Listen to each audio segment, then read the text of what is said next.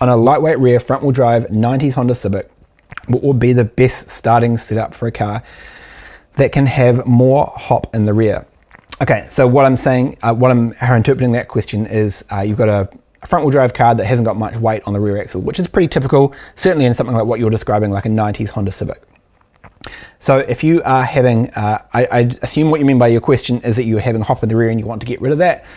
So one of the times you can end up with hop in the rear is you don't have enough compliance in the end of the suspension. So in this context, what I mean by compliance is you are running something too stiff. So one of the things you often see on the rear of a front-wheel drive car is people fitting really large anti-roll bars or really stiff anti-roll bars or stiff springs at the rear of the car to try and help the car rotate.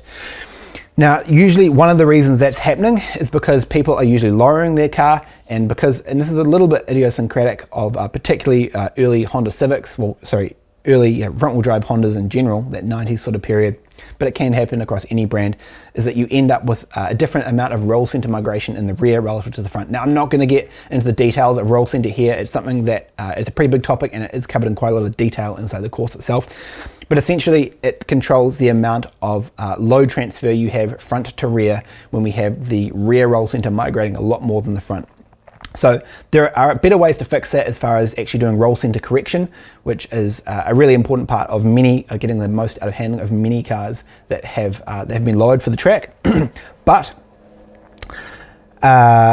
in the case of this, of a lightly loaded rear in a front-wheel drive car, what you often end up with is people putting stiff rear springs and stiff anti-roll bars to help them turn, because often it can give you a lot of understeer having that rear roll center really low.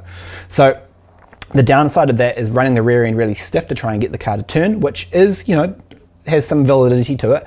It means that you end up reducing the amount of grip at the end of the car, because suddenly the rear wheels aren't able to follow irregularities in the road as well as the front. So that's, from a pure mechanical grip perspective, running the car as soft as you can, particularly on a rough surface, is usually the best way to increase the grip on the tire. So I suspect that's what's going on.